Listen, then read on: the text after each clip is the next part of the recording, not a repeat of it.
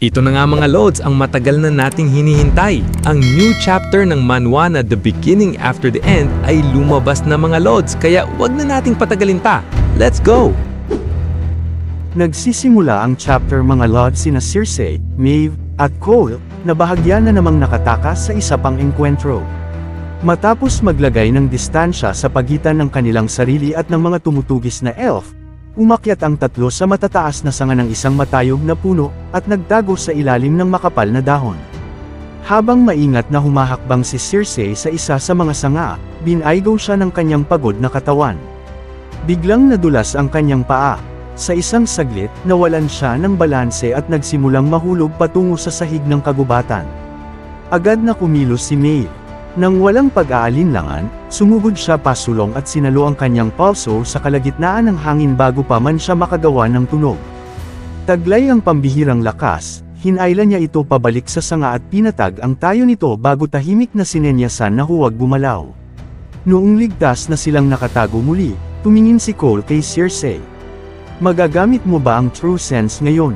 Mabilis na tumango si Circe. Ipinikit ang kanyang mga mata, pinaganya niya ang kanyang emblem. Isang tila maltong espiritual na figure ang dahan-daang lumabas mula sa kanyang katawan, na tahimik na lumusot sa makapal na kagubatan. Hindi nakikita ng sinuman sa paligid nito, ang maltong anyo ay napatangay sa pagitan ng mga matatayog na puno, habang hinahanap ang bawat landas sa unahan ng hindi nag-iiwan ng kahit kaunting bakas ng kanyang presensya.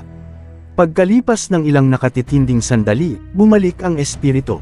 Biglang namulat ang mga mata ni Circe at sa unang pagkakataon sa loob ng ilang araw, ang tunay na pananibik ay kumalat sa kanyang mukha. Malapit na tayo, bulong niya. Ilang araw na lang ang itatagal nito. Ang balita ay agad na nagpataas ng moral ng lahat. Nagpakawala ng isang mahabang buntong hininga ng ginhawa si Maeve. Ibubuko na sana niya ang kanyang bibig, handang magsalita, ngunit biglang itinaas ni Circe ang kanyang kamay. Mayroong tao sa malapit. Sa ibaba, dalawang elven na sundalo ang dahan-daang kumikilos sa kagubatan, maingat na sinusuri ang paligid. Ang isa sa kanila ay mukhang dismayado. Dapat na tayong bumalik, bulong niya. Masyado na tayong lumayo sa ating ruta ng pagsusuri. Maraming milya na ang layo natin mula sa huling naiulat na nakita sila. Sulyap niya sa kanyang kasama. Sigurado ka bang may narinig ka? Ang isa pang elf ay walang iba kundi si Albo. Bahagya niyang iginalaw ang kanyang ulo. Hindi ito eksaktong tunog. Pinaliliit niya ang kanyang mga mata habang sinusuri ang mga puno. Higit itong parang isang kutob. Huminga ng malalim ang isa pang sundalo. Kung hindi ka lang isang chaffer, iniwan na kita rito noon pa. Itinuro niya ang signal flare sa kanyang baywang. Dapat nating abisuhan si Generalia. Ngunit agad na umiling si Albol.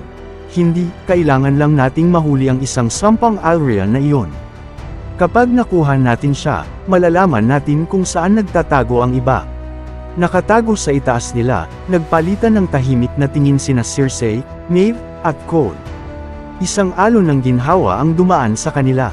Kung ang mga elf ay naghahanap pa rin ng iisang Alrian lamang, ibig sabihin ay nabuhay si Fane. Ang ikalawang elf ay nagpalutong ng kanyang dila sa inis. Hindi ko pa rin maintindihan kung paano nagawang makarating ng Alrian na iyon sa ganito kalayong hilaga. Tahimik na nanalangin si Circe, magpatuloy lang kayo sa paglakad. Pakiusap, lampasan niyo lang kami. Ngunit may ibang plano ang tadhana. Biglang huminto sa paglakad si Albol.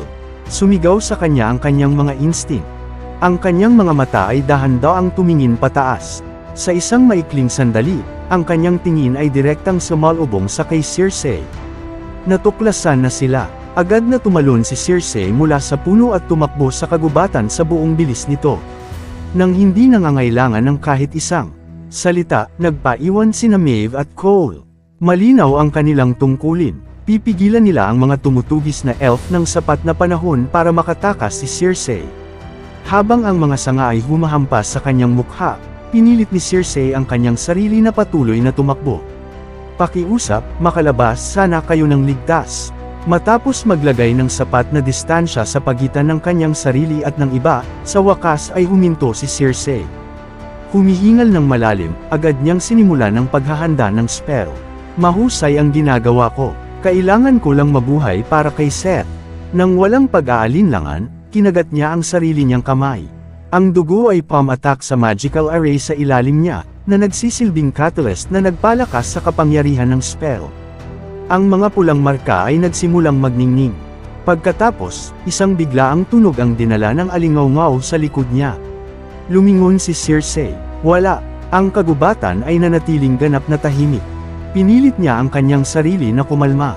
Kung mayroon talagang tao doon, pinatay na nila ako kanina pa. Huminga muli ng malalim, ipinagpatuloy niya ang pagtakbo, habang umuukit ng mga mahiwagang marka sa mga nadadaanang puno habang kumikilos. Malapit na itong matapos. Paalala niya sa kanyang sarili ang kanyang papel. Hindi siya isang striker tulad ni Fane. Hindi siya isang caster tulad ni Maeve. Hindi siya isang kalasag tulad ni Cole. Siya ay isang sentry, iginagalang, mahalaga, ngunit halos walang kalaban-laban sa direktang labanan. Habang patuloy niyang pinapanatili ang spell, ang mas madidilim na pag-iisip ay nagsimulang gumapang sa kanyang isipan. Nauna na ba sila nang wala siya? Pumasok na ba sila sa kabilang buhay? Paprotektahan muna ni Cole sina Maeve at Fane. Palagi niyang gagawin iyon, na nangangahulugang si Cole marahil ang unang bumagsak, at kung wala siya, si Maeve na ang susunod. Desperadong isinantabi ni Circe ang mga kaisipang iyon at nagtuon sa spell.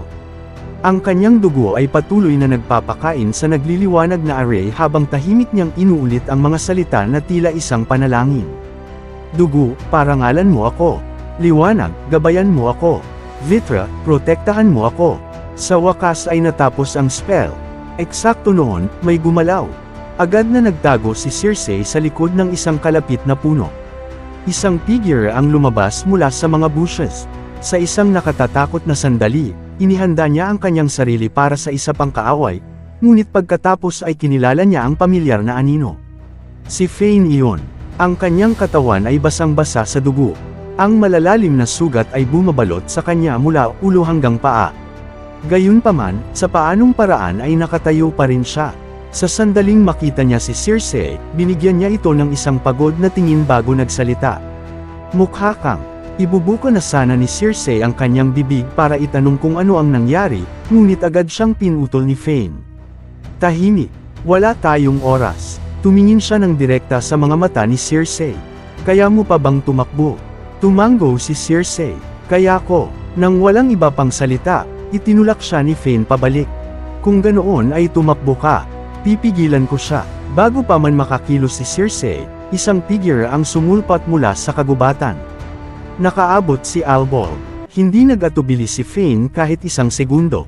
Sa pamamagitan ng isang malakas na pagsabog ng mana, sumugod siya ng diretso sa Elven na mandirigma, na nagtutulak ng kanyang sibat pasulong ng may nakamamatay na lakas. Ngunit si Albold ay nanatiling ganap na kalmado. Sa perpektong tiyempo, hinarang niya ang atake, sinalubong ang dulo ng sibat ni Fane habang ang salpukan ay umaalingaw-ngaw sa kagubatan. Samantala, sa tuktok ng pader, ginugol ni Arthur ang mga tahimik na oras bago ang labanan sa pakikipag-sparring sa mga sundalong nakatalaga doon. Sa halip na sanayin lamang, sila sa pamamagitan ng mga paulit-ulit na pagsasanay, itinuwid niya ang kanilang mga pagkakamali ng paisa-isa, pinipino ang kanilang mga teknik sa bawat palitan. Ang isa pang duelo ay natapos habang ang espada ng isang sundalo ay natanggal mula sa kanyang pagkakahawak, ang sandata ay malakas na kumalampag sa sahig na bato. Ibinaba ni Arthur ang kanyang talam at kalmadong itinuro ang kapintasan. Ang iyong mga galaw ay masyadong matigas. Panatilihing relax ang iyong mga balikat at palso hanggang sa huling sandali ng iyong pag-indayog. Kung hindi mo kayang gawin iyon, kung ganoon ang espadang ginagamit mo ay sadyang napakabigat para sa iyo. Nagpasalamat ang sundalo ng may paggalang. Salamat sa patnubay, General. Tinanguan siya ni Arthur bago tumingin sa nagtipong madla. Susunod, bago pa man makahakbang ang isa pang sundalo pasulong, isang pamilyar na tinig ang tumawag sa likod niya. Akala ko ba sinabi mo na susubukan mong magpahinga muna bago umalis? Lumingon si Arthur upang makitang naglalakad si Sylvie patungo sa kanyang anyong tao.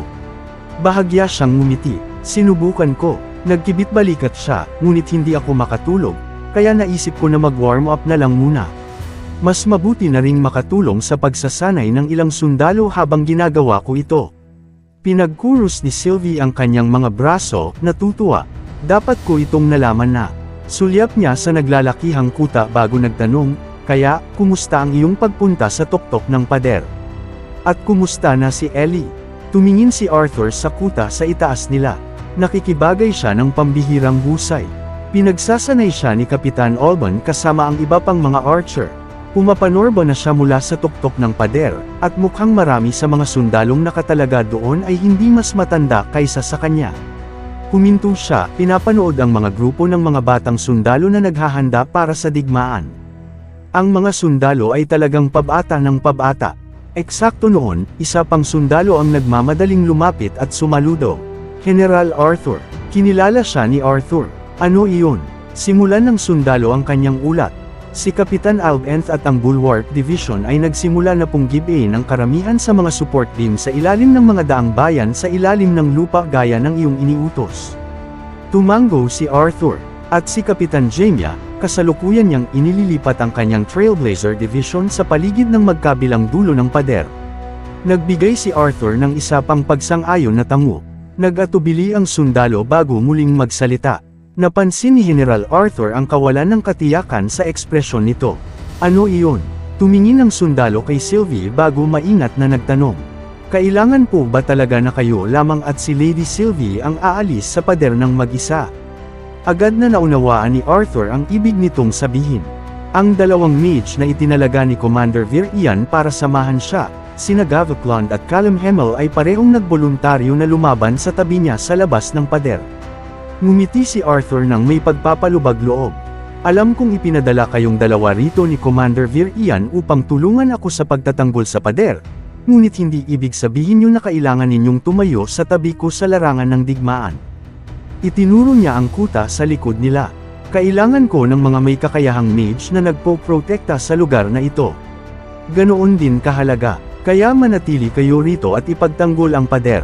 Mukha pa ring atubili ang sundalo ngunit kalaunan ay itinuwid ang kanyang tindig. Nauunawaan po, General. Matapos umalis ng sundalo, tumingin ng patagilid si Sylvie kay Arthur. Nagamit sana natin ang kanilang tulong. Ngumiti siya ng may pagkakaunawaan. Mukha silang determinadong sumama sa atin. Lamambot ang ekspresyon ni Arthur. May napansin ako habang lumilipad tayo rito. Sulyap niya sa pader. May dalang pendant si Gavek. May larawan sa loob. Mukhang bago pa ito. Huminto siya. Ang maliit na batang babae sa loob nito ay hindi maaaring mas matanda pa kay Ellie. Binigyan siya ni Sylvie ng isang sarkastikong ngiti. At ako naman, iniisip ko na ang aking bond ay naging napakalamig na sa mga kawawang sundalong ito. Natawa ng bahagya si Arthur. Mas pipiliin kong pauwiin ang mga ama sa kanilang mga anak kaysa hilahin sila sa hindi kinakailangang panganib. Itinaas ni Sylvie ang isang kilay. Mukhang gumagaling ka na sa pagpigil sa iyong mga iniisip na tumagas sa akin, ngumiti si Arthur. Ang isang lalaki ay kailangang magtabi ng ilang lihim. Nagbahagi ang dalawa ng isang tahimik na tawa. Pagkatapos ay isa pang pamilyar na tinig ang sumabad sa kanila. Maaari ko bang subukan? Natigilan si Arthur sa isang maikling sandali. Kinilala niya ang tinig na iyon sa isang saglit. Paglingon niya, nakita niya si Tessia na nakatayo ilang hakbang lamang ang layo, na nakangiti ng mainit sa kanya. Mukha siyang kasing ganda ng natatandaan niya. Bago pa man makapagsalita si Arthur, kuminang ang mga mata ni Sylvie. Tess, sumugod siya pasulong at niyakap si Tessia ng mahigpit. Sobra ka naming na-miss. Napakurap si Tessia sa gulat bago mahinang natawa. Kinailangan niya ng isang segundo para mapagtanto kung sino ang kanyang tinitingnan. Sylvie, tinitigan niya ang batang babae nang may hindi kapaniwalaan. Ito ang unang pagkakataon na nakita niya ang anyong tao ni Sylvie. Hindi napigilan ni Arthur ang mapangiti. Palaging mahal na mahal ni Sylvie si Tessia. Mayroon pang panahon noon kung kailan ang kanyang bond ay inosenteng tinawag si Tessia na mama, sa matinding kahihiyan ng lahat. Humakbang pabalik si Sylvie at itagilid ang kanyang ulo. Nakilala mo ako, ngumiti ng banayad si Tia. Makikilala kita kahit saan. Masasabi ni Arthur na sinusubukan pa rin ni Tia na ay proseso ang imposibleng tanawin sa harap niya. Ang maliit na lobo na minsan niyang binuhat ay nakatayo na ngayon sa harap niya bilang isang kabataang babae. Ipinaliwanag ni Tia na ang kanyang squad ay nakarating sa pader halos isang oras pa lang ang nakalilipas. Iniurong sila mula sa Beast Blades bago ang paparating na kawan ng mga corrupted beast. Ngumiti ng mainit si Sylvie. Masaya talaga akong makita ka. Sulyap niya sa malayong larangan ng digmaan sa kabila ng pader. Sana lang ay sa mas magandang pagkakataon ito nangyari. Tumango si Tessia. Ganoon din ang nararamdaman ko. Tiningnan niya si Sylvie mula ulo hanggang paa nang may mapagmahal na ngiti. Ngunit hindi ko pa rin mapalagpas kung gaano ka-cute at sa totoo lang kung gaano kaganda ang hitsura mo sa anyong ito. Ipinatong ni Sylvie ang kanyang mga kamay nang may pagmamalaki sa kanyang mga balakang. Noon sa Ephodes, palaging sinasabi ni Lola, lalaki akong isang napakagandang dragon. Napakurap si Arthur. Hindi siya lubos na kumbinsido. Isang 20 talampakang haba na itim na dragon na nababalutan ng obsidian scales na may kumikinang na gintong mga mata at malakot chilyong mga sungay ay hindi eksakto ang iniisip ng karamihan kapag naririnig nila ang salitang maganda. Hindi napigilan ni Tessia ang tumawa.